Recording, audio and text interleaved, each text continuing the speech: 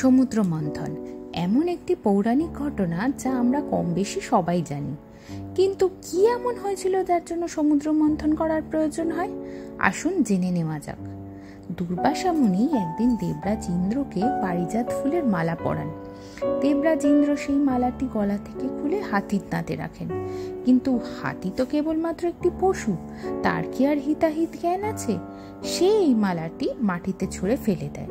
আর এই দৃশ্য দেখে দুর্বাসা মুনি খুবই অপমানিত হন।